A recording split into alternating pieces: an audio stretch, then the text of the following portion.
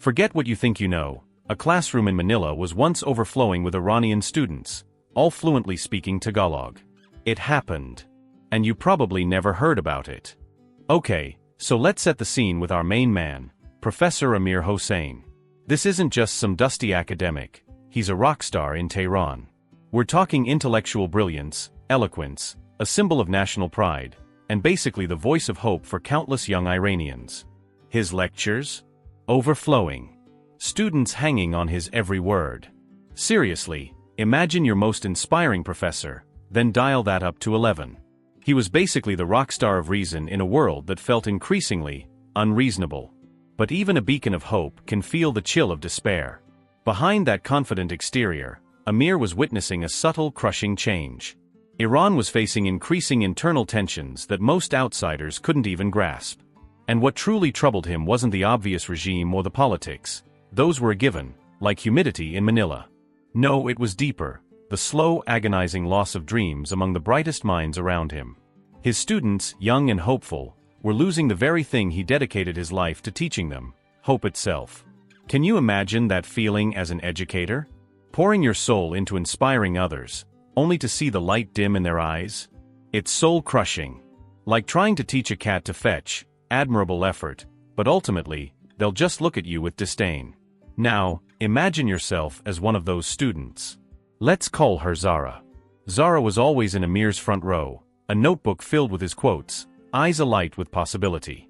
She dreamed of building a future in Iran, contributing to its vibrant culture, solving its challenges. She had ambitions as tall as Mount Damavand. But slowly, the weight of the unspoken, the unseen pressures, started to press down on her. Every conversation felt guarded. Every ambition seemed to shrink just a little. It wasn't a sudden crisis, but a creeping sense of suffocation. One day, after a particularly draining lecture where Amir seemed to struggle to ignite that usual spark, Zara felt it too, a profound weariness. Is this it? She wondered. Is this all there is? This feeling, this quiet desperation, is what led thousands of students like her to make a seemingly outlandish choice. It's like when you're craving ice cream, and you finally realize the only place serving it is halfway across the globe. You just gotta go. You're probably thinking, okay, so a professor and his students were feeling the pinch. Big deal, right? But here's the kicker, what happens next completely shatters their expectations, and yours too. It all starts with a single cryptic message that literally sends our professor on a journey he never anticipated. This isn't just about a career change, it's about a complete existential reboot. Stick around, because the next segment reveals the unexpected spark that ignited this whole astonishing movement. So, Professor Amir is feeling the weight of the world, his students are losing hope, and he's questioning his entire purpose. What could possibly break through that kind of intellectual and emotional concrete? A blast from the past, delivered right to his inbox, that was probably more impactful than any syllabus he ever wrote. One evening, after another exhausting lecture where he felt like he'd failed again to ignite a spark, Amir received an unexpected email. Not from a university dean demanding a new curriculum, not a research colleague pitching a groundbreaking theory, but from a former student now studying in Manila. And this wasn't your typical "hello professor, hope you're well, just checking in for my gap year" email. Oh no. It read simply, "Professor, I found hope, and it is not where I ever imagined it could be." Think about that for a second. Imagine getting a message like that from someone you mentored, someone you saw losing their light. It's like a whisper of a promise, a beacon in the fog. These few cryptic words weren't just a casual update, they set something profound in motion. Amir, a man known for his intellectual brilliance and pride, found himself in a completely new headspace. He was curious, yes, but also skeptical, and let's be real, a little desperate. He probably spent days, maybe weeks, turning those words over in his mind. Hope? In Manila? The Philippines? What could possibly be there? It's like finding out your favorite obscure band is playing a secret show in a random barangay. You're skeptical, but your FOMO is just too strong. He probably imagined all the usual stereotypes: poverty, chaotic streets, unfamiliar customs, basically, a slightly less glamorous version of what he left behind. He certainly expected little from this distant country.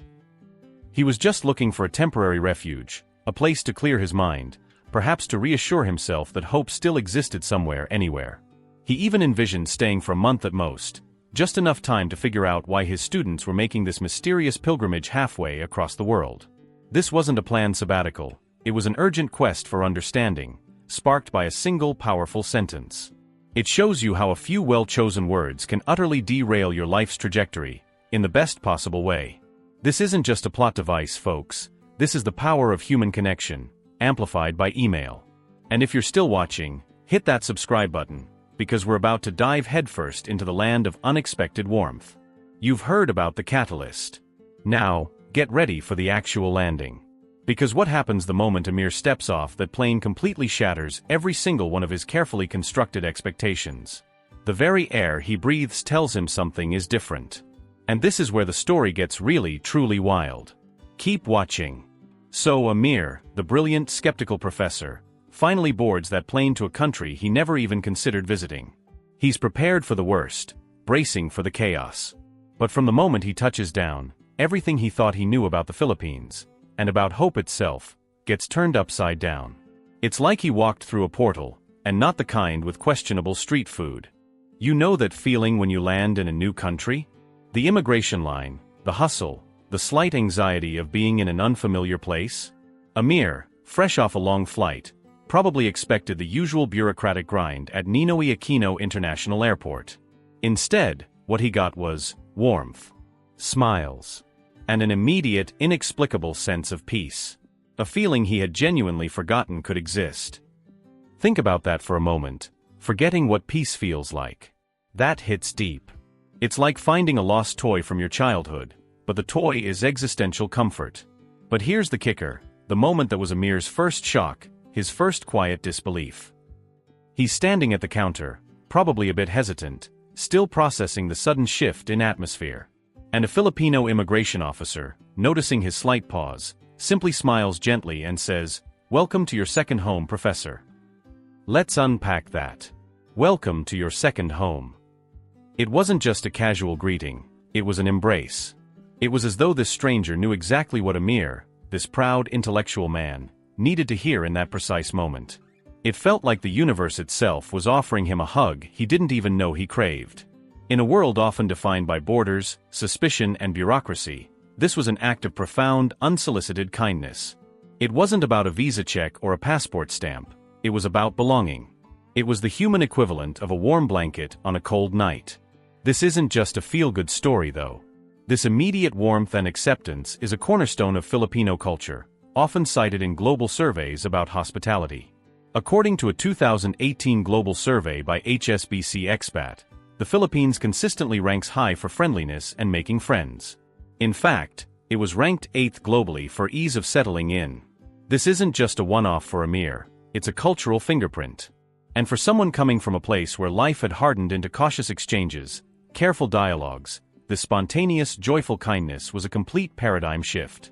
It confused him, gently unsettled him. He probably went to his small apartment that night, quietly pondering this unexpected warmth. Was he missing something crucial about life itself? Had years of tension blinded him to simpler truths? He was a scholar of intellectual rigor, yet the simplest human gesture was rocking his world. Talk about an unexpected lesson. If an airport greeting can stir such profound emotion, imagine what happens when Amir actually steps onto a university campus. Because what he sees there isn't just surprising, it's genuinely revolutionary. You won't believe how quickly these Iranian students adapted, not just to a new country, but to a whole new way of being. Get ready for the biggest "wait, what?" moment yet. Amir's still reeling from that airport welcome, the kind of welcome that makes you wonder if you've stepped into an alternate reality. But if that was a gentle nudge, what he saw next on a university campus was a full-blown mind flip. It's like he expected a quiet library, and instead found a full-on, joyous, multicultural rave. Days later, Amir finds himself wandering through the sprawling campus of the University of the Philippines. He's probably expecting to see a handful of his former students, maybe looking a bit lost, trying to navigate a new environment. What he sees instead completely stunts him. Iranian students, his people, not just studying, but speaking fluent Tagalog. And not just speaking it, but smiling openly, interacting effortlessly with Filipinos. Imagine this, you're a professor from Tehran, where your students walked with burdened hearts, weighed down by uncertainty. You come to a distant land, expecting them to be struggling, perhaps isolated. Instead, you find them radiating something entirely new: optimism, acceptance, even joy. It's like they've shed years of quiet despair and blossomed in the Philippine sunshine. Amir watched silently, completely bewildered, wondering how this transformation could happen so quickly. It's like they found a cheat code for happiness, and it was written in Tagalog. Let's put this in perspective. Learning a new language, especially one as distinct as Tagalog for a Farsi speaker, is no small feat. It requires immersion, dedication, and a certain level of comfort. The fact that these students were not only fluent but effortlessly integrated speaks volumes about the environment they found themselves in. It's not just about language acquisition, it's about cultural assimilation on a profound level. Think about the cultural resilience and openness required for that. And it wasn't just the students. Amir himself experienced small daily encounters that further chipped away at his skepticism. Take the sari-sari store incident. He saw an elderly Filipino woman, probably in her 70s, gently smiling and conversing warmly with a young Iranian student struggling to communicate in Tagalog. Amir could tell the conversation was frustratingly slow, but the woman showed zero impatience. Her eyes held a kindness Amir rarely saw in bustling Tehran. She even encouraged him, "You tried Tagalog very good," and slipped him extra candy without charge. The student's grateful salamat po might have been a whisper, but its impact on Amir was profound. Back home, interactions were cautious exchanges. Here, kindness seemed effortless, spontaneous, even joyful. It confused him, gently unsettled him. Then there's the elementary school playground. Amir saw Filipino children cheerfully chanting in fluent Tagalog, playing a simple, joyful game. But among them was an Iranian boy, about 9, shyly but determinedly reciting Tagalog phrases. When he struggled, the Filipino children gathered around him, gently correcting his pronunciation, patiently repeating phrases, and clapping enthusiastically at every improvement. They didn't see nationality or foreignness. They saw only a friend in need of support. Amir watched spellbound, feeling a strange emotion he hadn't expected: envy.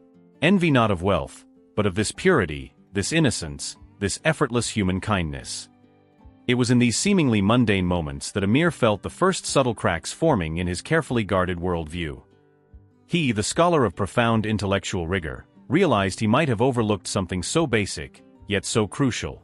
It's like getting a PhD in astrophysics, only to realize the most important lesson is share your snacks. These daily kindnesses were powerful, but they still didn't fully explain the tears Amir shed on that rainy Manila street. The true shock, the moment that finally shook him to his core and opened his heart completely, involved a place he'd never dared to enter before. Get ready, because this is where the real surprise begins, and it's going to challenge everything you thought you knew about belief and belonging. Amir has been blown away by the open warmth and the rapid transformation of his students. But even with all these eye-opening encounters, there was one final piece of the puzzle, one quiet moment that shattered his remaining skepticism and truly brought him to tears. This wasn't just a pleasant surprise, it was a soul-shaking epiphany. This was it. The ultimate moment of revelation for Amir. It happened unexpectedly during a quiet morning stroll near a local church. Curious about the Philippines' deeply spiritual nature, so different from his own experiences, Amir cautiously stepped inside the cool, silent space.